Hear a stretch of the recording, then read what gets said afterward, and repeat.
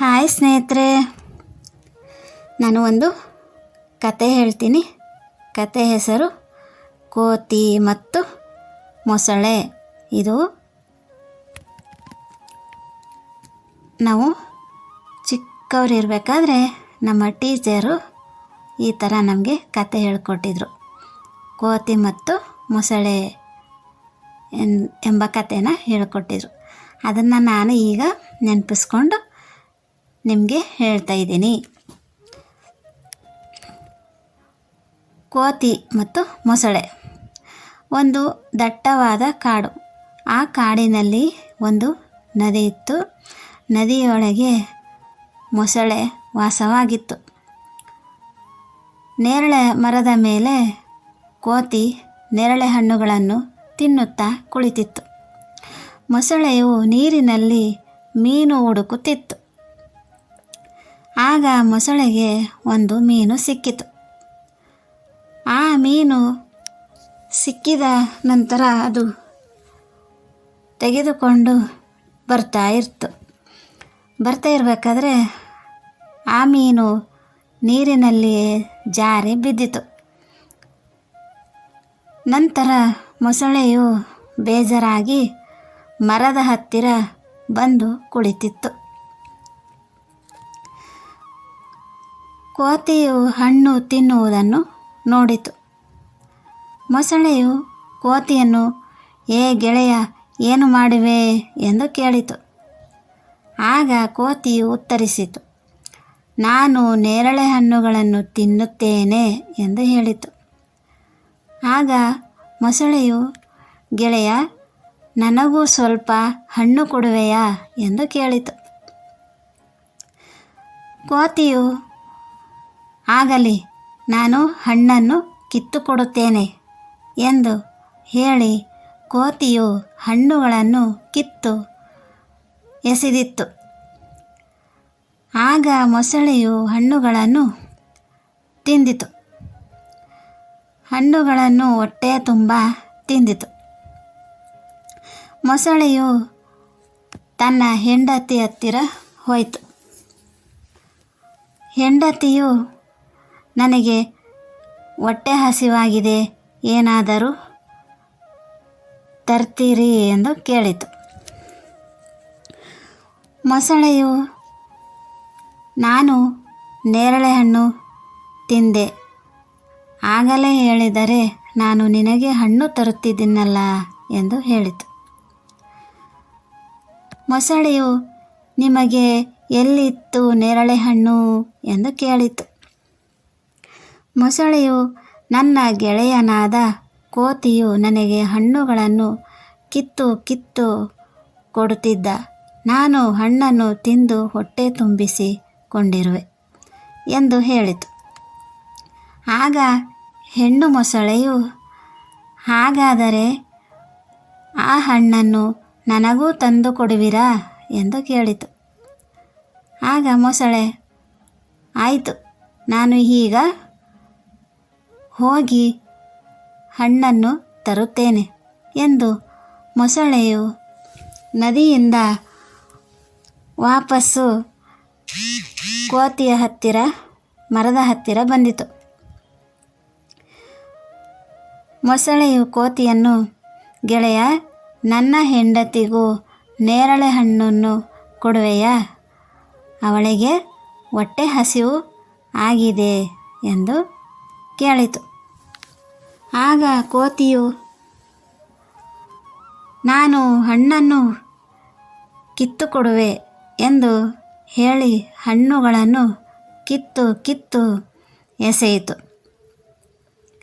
ಆಗ ಮೊಸಳೆಯು ಆ ಹಣ್ಣುಗಳನ್ನೆಲ್ಲ ಕೊಂಡು ಹೋಗಿ ಹೆಂಡತಿಗೆ ಕೊಟ್ಟಿತು. ಹೆಂಡತಿಯು ಹಣ್ಣುಗಳನ್ನು ತಿಂದು, ಆಹಾ, ಎಷ್ಟು ರುಚಿಯಾಗಿದೆ ಹಣ್ಣು, ಹಾಗಾದರೆ ಅವನ ಹೃದಯ ಇನ್ನೂ ಎಷ್ಟು ಚೆನ್ನಾಗಿರ್ಬೋದು, ಅವನನ್ನೇ ನಮ್ಮ ಮನೆಗೆ ಊಟಕ್ಕೆ ಕರೆಯಿರಿ, ಅವನ ಹೃದಯವನ್ನೇ ನಾನು ಊಟಕ್ಕಾಗಿ ಬಳಸಿಕೊಳ್ಳುತ್ತೇನೆ ಎಂದು ಹೇಳಿತು. ಆಗ ಗಂಡು ಮೊಸಳೆಯು ಯೋಚಿಸಿತು, ನನ್ನ ಸ್ನೇಹಿತನಿಗೆ ದ್ರೋಹ ಮಾಡಿದಂಗಾಗುತ್ತಲ್ಲ ಎಂದು ಯೋಚಿಸಿತು.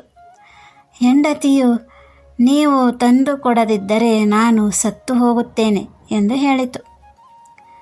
ಆಗ ಮೊಸಳೆಯು, ಆಯಿತು, ನಾನು ಹೋಗಿ ನನ್ನ ಸ್ನೇಹಿತನನ್ನು ಕರೆದುಕೊಂಡು ಬರುತ್ತೇನೆ ಎಂದು ನದಿಯ ಹತ್ತಿರ ಬಂದಿತು. ನಂತರ ಮರದ ಹತ್ತಿರ ಹೋಗಿ ಗೆಳೆಯನನ್ನು ಕರೆದಿತು. ಗೆಳೆಯ, ನನ್ನ ಹೆಂಡತಿ ಹೀಗೆ ಹೇಳಿದಳೆ, ಏನೆಂದರೆ ನನ್ನ ಮನೆಗೆ ನೀನು ಬರಬೇಕು. ನನ್ನ ಹೆಂಡತಿ ಊಟಕ್ಕೆ ಕರೆದಿದ್ದಾಳೆ. ನಮ್ಮ ಮನೆಯಲ್ಲಿ ಇವತ್ತು ಹಬ್ಬ ಇದೆ, ಹಾಗಾಗಿ ನೀನು ಬರಲೇಬೇಕು. ನನ್ನ ಹೆಂಡತಿ ನಿನಗೆ ಸ್ಪೆಷಲ್ ಊಟ ಮಾಡಿದ್ದಾಳೆ, ಸ್ಪೆಷಲ್ ಅಡಿಗೆ ಮಾಡಿದ್ದಾಳೆ ಎಂದು ಮೊಸಳೆ ಹೇಳಿತು. ಆಗ ಕೋತಿಯು, ಓಹೋ, ಹಾಗಾದರೆ ನನಗೆ ನಿಮ್ಮ ಮನೆಯಲ್ಲಿ ಊಟದ ಹಬ್ಬ ವಿಶೇಷ, ಹಾಗಾದರೆ ನಾನು ಬರುವೆ, ನನ್ನನ್ನು ಕರೆದುಕೊಂಡು ಹೋಗು ಎಂದು ಹೇಳಿತು. ಆಗ ಕೋತಿಯು ಮೊಸಳೆಯ ಬೆನ್ನಿನ ಮೇಲೆ ಚಂಗಂತ ನೆಗೆಯಿತು. ಮೊಸಳೆಯು ನದಿ ದಡದ ಹತ್ತಿರ ಕರೆದುಕೊಂಡು ಹೋಯಿತು. ಮೊಸಳೆಯು ಯೋಚಿಸಿತು, ನನ್ನ ಸ್ನೇಹಿತನಿಗೆ ಹೇಗೆ ಹೇಳಲಿ ಎಂದು ಯೋಚಿಸಿ, ಗೆಳೆಯ, ನನ್ನ ಹೆಂಡತಿಗೆ ನೀನು ಹಣ್ಣನ್ನು ಕೊಟ್ಟಿದ್ದೆ, ಅದನ್ನು ತಿಂದು ತುಂಬ ರುಚಿ ಇದೆ ಎಂದು ಹೇಳಿದಳು. ಆಗ ಅವಳು ಹೇಳಿದಳು, ಹಣ್ಣು ಇಷ್ಟು ಚೆನ್ನಾಗಿ ಇರಬೇಕಾದರೆ ಅವನ ಹೃದಯ ಎಷ್ಟು ಚೆನ್ನಾಗಿರಬಹುದು. ಅವನನ್ನೇ ಕರೆದುಕೊಂಡು ಬಾ, ನನಗೆ ಅವನ ಹೃದಯವೇ ಬೇಕು, ಅವನ ಹೃದಯವನ್ನೇ ತಿನ್ನುತ್ತೇನೆ ಎಂದು ಹೇಳಿದ್ದಾಳೆ ಎಂದು ಮೊಸಳೆಯು ಹೇಳಿತು. ಆಗ ಕೋತಿಯು ಒಂದು ಉಪಾಯ ಮಾಡಿತು. ಗೆಳೆಯ, ನೀನು ಆಗಲೇ ಹೇಳಿದರೆ ನಾನು ಹೃದಯವನ್ನೇ ತರ್ತಿದ್ನಲ್ಲ. ನಾವು ಎಲ್ಲರೂ ಎಲ್ಲಿಗಾದರೂ ಹೋಗಬೇಕಾದ್ರೆ ಹೃದಯವನ್ನು ತೆಗೆದುಕೊಂಡು ಹೋಗೋದಿಲ್ಲ, ನಾವು ಹೃದಯವನ್ನು ಮರದ ಮೇಲೆ ಬಿಟ್ಟು ಹೋಗುತ್ತೇವೆ ಎಂದು ಕೋತಿ ಹೇಳಿತು. ಆಗ ಮೊಸಳೆಯು, ಹಾಗಾದರೆ ನಾನು ಮರದ ಹತ್ತಿರ ಕರೆದುಕೊಂಡು ಹೋಗುತ್ತೇನೆ, ವಾಪಸ್ಸು ತರುವೆಯಾ ಎಂದು ಹೇಳಿತು.